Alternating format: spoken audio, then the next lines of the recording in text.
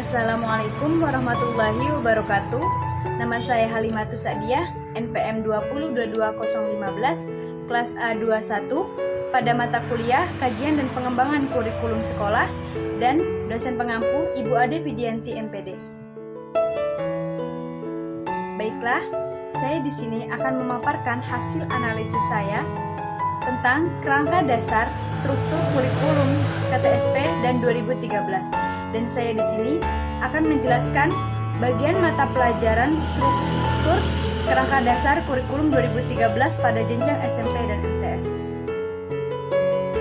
Kurikulum 2013 yaitu suatu kurikulum yang terpadu sebagai suatu konsep, dapat dikatakan sebagai sebuah sistem atau pendekatan pembelajaran yang melibatkan beberapa disiplin ilmu untuk memberikan pengalaman yang bermakna dan luas kepada peserta didik.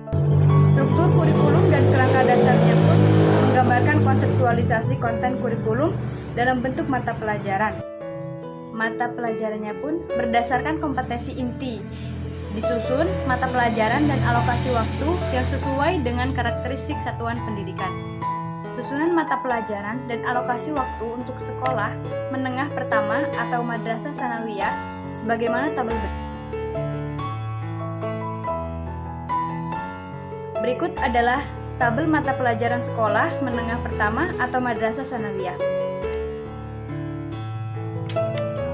Pada kolom mata pelajaran tersebut terdapat beberapa kelompok mata pelajaran. Pada kelompok A terdapat pendidikan agama dan budi pekerti dan alokasi waktu per minggunya kelas 7 3, kelas 8 3 jam, kelas 9 3 jam. Dan di bawahnya terdapat pendidikan Pancasila dan kewarganegaraan, bahasa Indonesia, matematika, ilmu pengetahuan alam, ilmu pengetahuan sosial, bahasa Inggris. Dan yang kelompok B terdapat sebuah mata pelajaran seni budaya, pendidikan jasmani, olahraga dan kesehatan, dan prakarya. Jika dijumlahkan alokasi waktu per minggu pada kelas 7 terdapat 38 jam pelajaran, kelas 8 38 jam pelajaran, dan kelas 9 terdapat 38 jam pelajaran.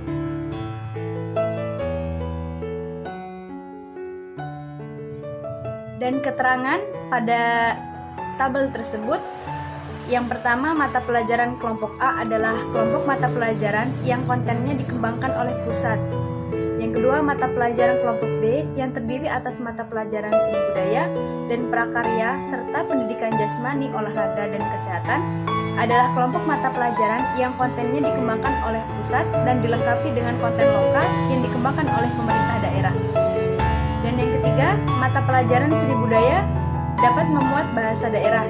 Selain kegiatan intrakurikuler seperti yang tercantum di dalam struktur kurikulum di atas, terdapat pula kegiatan ekstrakurikuler sekolah menengah pertama atau madrasah sanawiyah, antara lain pramuka wajib, usaha kesehatan sekolah, dan palang merah remaja atau PEM. Dan selanjutnya terdapat kegiatan ekstrakurikuler seperti pramuka, terutama unit kesehatan sekolah, PMR, dan yang lainnya adalah dalam rangka mendukung pembentukan kompetensi sikap sosial peserta didik, terutamanya adalah sikap peduli. Di samping itu juga dapat dipergunakan sebagai wadah dalam penguatan pembelajaran berbasis pengamatan maupun dalam usaha memperkuat kompetensi keterampilannya dalam ranah konkret. Dengan demikian, kegiatan ekstrakurikuler ini dapat dirancang sebagai pendukung kegiatan kurikuler. Selanjutnya pun ada bahasa daerah sebagai muatan lokal dapat diajarkan secara terintegrasi dengan mata pelajaran seni budaya dan prakarya, atau diajarkan secara terpisah apabila daerah merasa perlu untuk memisahkannya. Satuan pendidikan dapat menambah jam pelajaran per minggu sesuai dengan kebutuhan satuan pendidikan tersebut. Sebagai pembelajaran tematik terpadu, angka jumlah jam pelajaran per minggu untuk tiap mata pelajaran adalah relatif. Guru dapat menyesuaikannya sesuai kebutuhan peserta didik dalam pencapaian kompetensi yang diharapkan sesuai dengan kemampuannya masing-masing. Selanjutnya pun terdapat jumlah alokasi waktu jam pembelajaran setiap kelas merupakan jumlah minimal yang dapat ditambah sesuai dengan kebutuhan peserta didik. Yang terakhir, khusus untuk mata pelajaran pendidikan agama di madrasah sanawiyah dapat dikembangkan sesuai dengan kebutuhan yang ditetapkan oleh Kementerian Agama.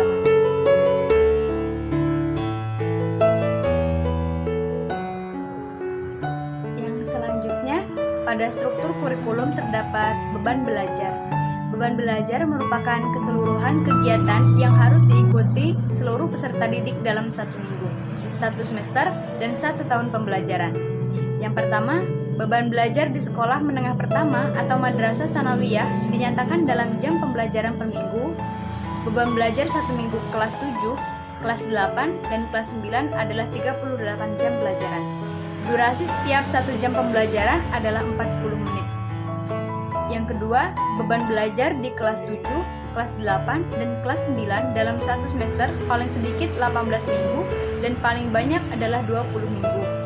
Dan yang ketiga, beban belajar di kelas 9 pada semester ganjil paling sedikit 18 minggu dan paling banyak 20 minggu. Yang keempat, beban belajar di kelas 9 pada semester genap paling sedikit 14 minggu dan paling banyak 16 minggu. Kurikulum yang selanjutnya yaitu kompetensi dasar. Kompetensi dasar dirumuskan untuk mencapai kompetensi inti. Rumusan kompetensi dasar dikembangkan dengan memperhatikan karakteristik peserta didik, kemampuan awal, serta ciri dari suatu mata pelajaran.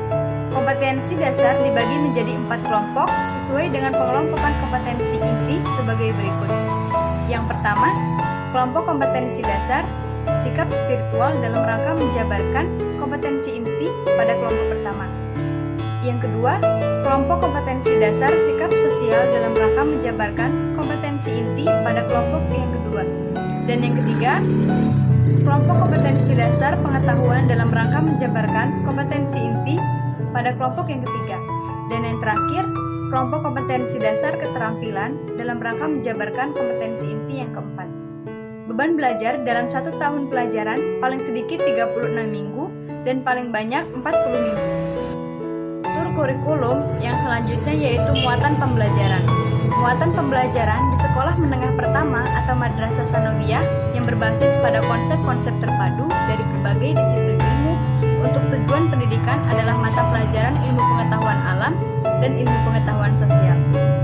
Pada hakikatnya, IPA dan IPS dikembangkan sebagai mata pelajaran dalam bentuk social studies.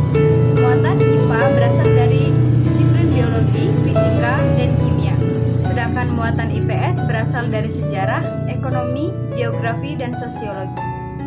Tujuan pendidikan IPS menekankan pada pemahaman tentang bangsa, semangat kebangsaan, patriotisme.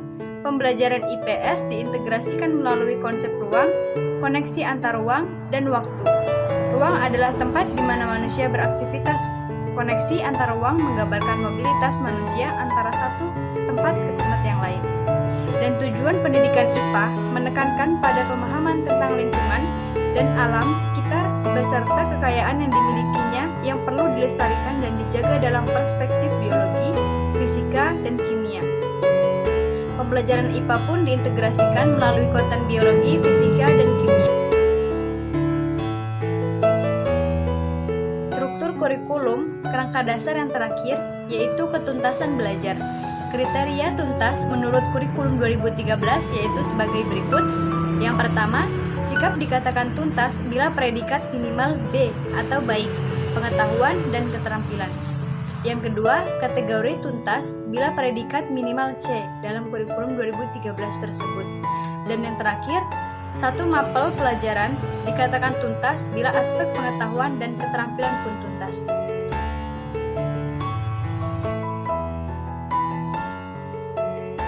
Sekian pemaparan analisis yang dapat saya sampaikan. Terima kasih. Wassalamualaikum warahmatullahi wabarakatuh.